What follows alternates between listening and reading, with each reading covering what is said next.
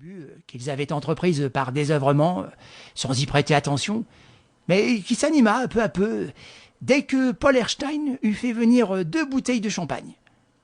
Et tout de suite, à compter de ce moment, la veine se dessina en faveur du banquier. Une veine brutale, injuste, méchante, exaspérante. Paul Erstein retournait à neuf quand il le fallait, donnait une bûche à l'instant voulu. Les autres, enragés, redoublaient leurs attaques. Vainement. Inutile, n'est-ce pas, de s'apesantir davantage. Le résultat de ces extravagances, où chacun s'entêtait contre tout bon sens, le voici. À 4 heures, les industriels de Maromme avaient perdu tout l'argent qu'ils rapportaient de Rouen pour régler les salaires de leurs ouvriers. Maxime Thuillier devait en outre à Paul Erstein, sur parole, 80 000 francs. L'inspecteur Béchoux respira un moment, puis reprit. Et soudain, coup de théâtre. Un coup de théâtre, il faut l'avouer, que Paul Erstein facilita par sa complaisance extrême et son désintéressement.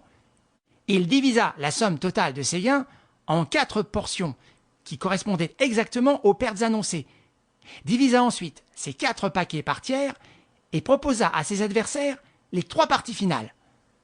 C'était donc, individuellement, quitte ou double sur chacune des 3 liasses. Ils acceptèrent.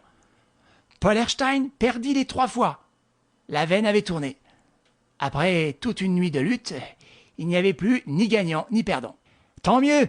dit Paul Erstein qui se leva. « J'avais un peu honte. Mes fichtres, quelle migraine ! Personne ne vient fumer une cigarette sur le balcon ?» Il passa dans la rotonde. Quelques minutes s'écoulèrent durant lesquelles les 4 amis demeurèrent autour de la table à deviser gaiement des péripéties du combat terminé.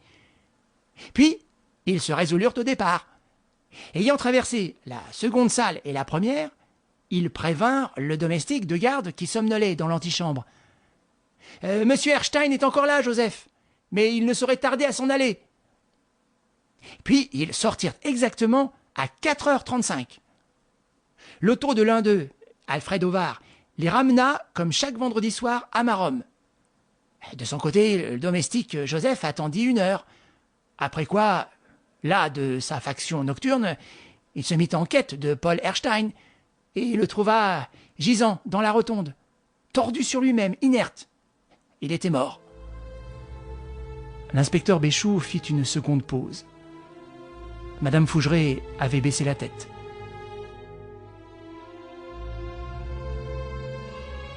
Jim Barnett se rendit avec l'inspecteur dans la rotonde isolée, l'examina et prononça « Droit au but maintenant, Béchoux. L'enquête a révélé que Paul Erstein avait été frappé à la tempe avec un instrument contondant qui avait dû l'abattre d'un seul coup. Ici, aucune trace de lutte, sauf la montre de Paul Erstein brisée à 4h45, c'est-à-dire 20 minutes après le départ des joueurs. Aucune trace de vol. Bagues et billets de banque, rien n'avait disparu.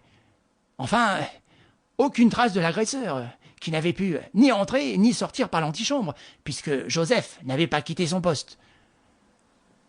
Alors, pas la moindre piste? Si, une piste, et même fort sérieuse. L'après-midi, un de mes collègues de Rouen fit remarquer au juge que le balcon de cette pièce se trouvait à très peu de distance d'un balcon situé au 3e étage de l'immeuble voisin. Le parquet se transporta dans cet immeuble, dont le 3e étage est habité par l'ingénieur Fougeray. Et il était absent depuis le matin. Madame Fougeray conduisit les magistrats dans la chambre de son mari. Le balcon de cette chambre est contigu à celui de la rotonde. Regardez, Barnett. 1,20 m environ. Facile à franchir. Mais rien ne prouve qu'on les franchit. Ah si! Vous voyez, le long de la rampe, des caisses de bois destinées à recevoir des fleurs et qui ont conservé leur terre de l'été dernier. On les a fouillées. L'une d'elles, la plus proche, contenait presque à la surface, sous une couche de terre fraîchement remuée, un coup de poing américain. Le médecin légiste a constaté que la blessure faite à la victime correspond exactement à la forme de cet instrument. On n'a relevé aucune empreinte de doigt sur le métal, car la pluie n'avait pas cessé depuis le matin. Mais la charge semble décisive. L'ingénieur Fougeray, apercevant dans la rotonde éclairée